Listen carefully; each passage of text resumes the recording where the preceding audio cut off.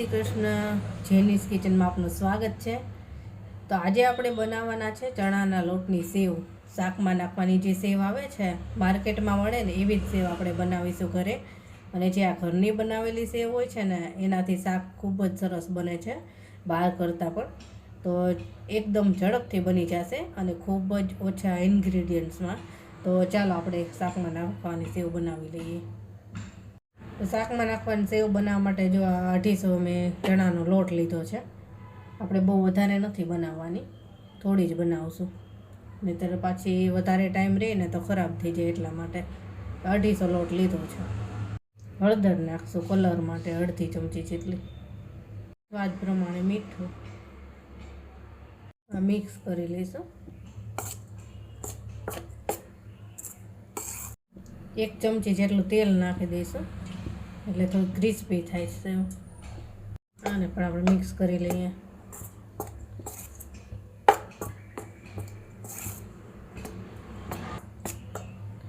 સરસ મિક્સ થઈ ગયો. હવે આનો લોટ બાંધવાનો છે, એકદમ ઢીલો લોટ થાય ને એવો.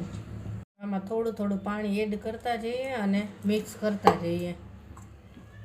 બહુ ઢીલો હોય ને બહુ કઠણ નહીં, એવો લોટ બાંધશું આપણે. થોડુંક પહેલાં ચમચીથી મિક્સ કરી લઈએ.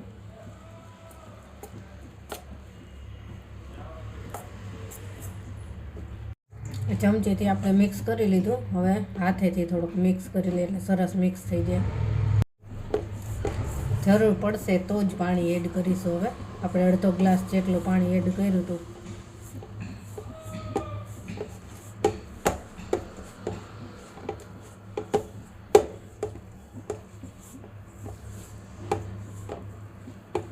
હવે પાણીની જરૂર તો નહીં પડે, એકદમ સરસ થઈ ગયો.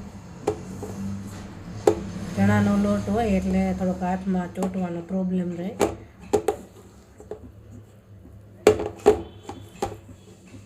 આટલો ઢીલો જ કરવાનો છે એટલે ફટાફટ સેવ પડશે. જો કઠણ લોટ હોય ને તો સેવ પાડવામાં થોડુંક તકલીફ પડે. થોડુંક તેલ હાથમાં લઈ અને લોટમાં લગાવી દઈએ એટલે ઓછો ચોટે.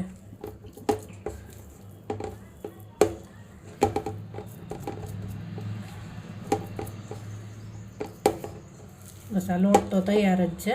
હવે આને આપણે મશીનમાં જ નાખવાનો છે. આવો ઢીલો જ કરવાનો. તેલ પણ ગરમ મૂકી જ દીધું છે. હવે ફટાફટ આપણે સેવ બનાવી લઈએ. સેવ પાડવાનું મશીન આપણે લીધું છે, એમાં આપણે સેવ બનાવવાની છે.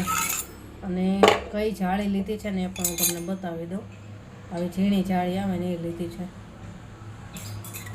આમાં આપણે તેલ લગાવી લઈશું આખા આ મશીનની અંદર. અહીંયા આમાં બધે જ તેલ લગાવી લઈએ એટલે લોટ ચોટે નહીં. મશીનમાં તેલ લગાવી લીધું છે.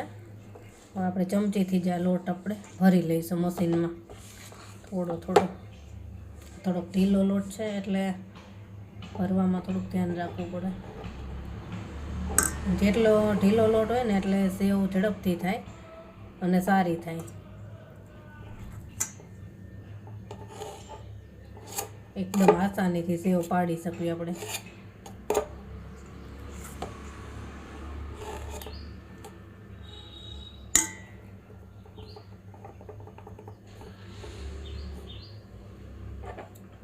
આમાં પણ આપણે તેલ લગાવી લીધું છે. હવે આને આપણે બંધ કરી દઈશું.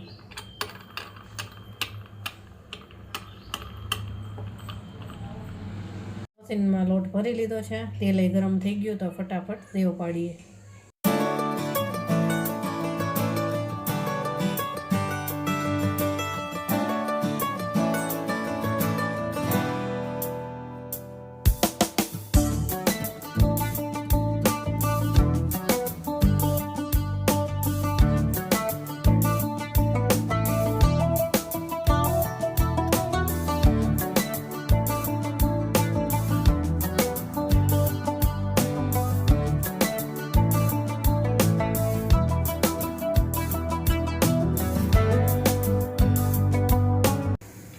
ઝડપથી બની જાય ઘડીકમાં. અને સોડાને કાંઈ ન નાખ્યું હોય ને તો એકદમ ક્રિસ્પી જ થાય. જો ક્રિસ્પી થાય એકદમ.